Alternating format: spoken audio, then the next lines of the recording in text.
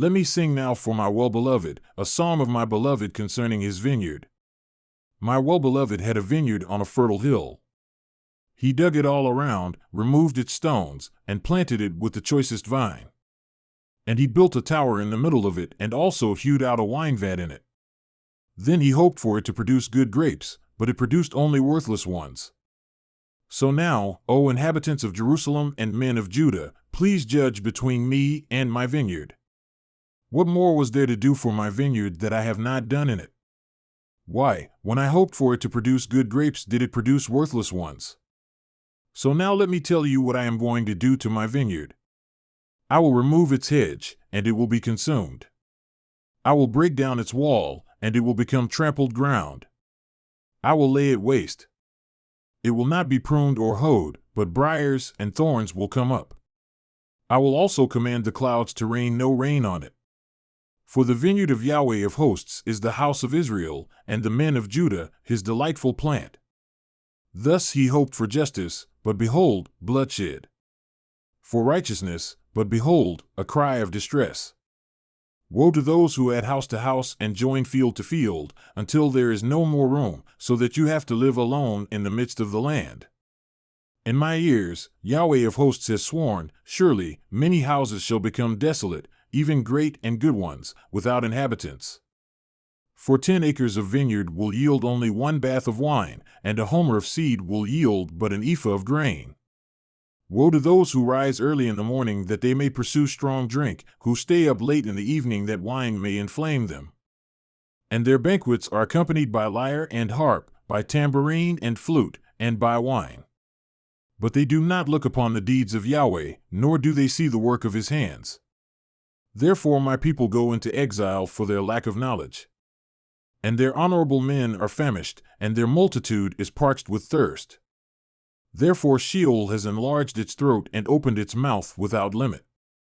And Jerusalem's majesty, her multitude, her rumbling, and the exultant within her, descend into it.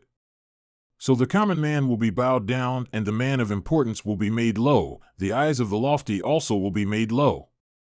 But Yahweh of hosts will be lofty in judgment, and the holy God will show himself holy in righteousness. Then the lambs will graze as in their pasture, and sojourners will eat in the waste places of the wealthy. Woe to those who drag iniquity with the cords of worthlessness, and sin as if with cart ropes, who say, Let him hurry, let him hasten his work, that we may see it. And let the counsel of the Holy One of Israel draw near and come to pass, that we may know it. Woe to those who call evil good and good evil, who substitute darkness for light and light for darkness, who substitute bitter for sweet and sweet for bitter. Woe to those who are wise in their own eyes and understanding in their own sight. Woe to those who are mighty men in drinking wine and valiant men in mixing strong drink, who declare the wicked righteous for a bribe, and remove the righteous standing of the ones who are righteous. Therefore, as a tongue of fire consumes stubble and dry grass collapses into the flame, so their root will become like rot and their blossom blow away as dust. For they have rejected the law of Yahweh of hosts, and the word of the Holy One of Israel they have spurned. On this account, the anger of Yahweh has burned against his people, and he has stretched out his hand against them and struck them down. And the mountains trembled, and their corpses lay like refuse in the middle of the streets. For all this, his anger is not turned back, but his hand is still stretched out. He will also lift up a standard to the distant nations, and will whistle for it from the ends of the earth. And behold, it will come with speed swiftly. No one in it is weary or stumbles, none slumbers or sleeps. Nor is the belt at its waist undone, nor its sandal strap broken. Its arrows are sharp and all its bows are bent. The hoofs of its horses seem like flint, and its chariot wheels like a whirlwind. Its roaring is like a lioness, and it roars like young lions. It growls and seizes the prey and carries it off with no one to deliver it. And it will growl over it in that day like the roaring of the sea. If one looks to the land, behold, there is darkness and distress. Even the light is darkened by its clouds.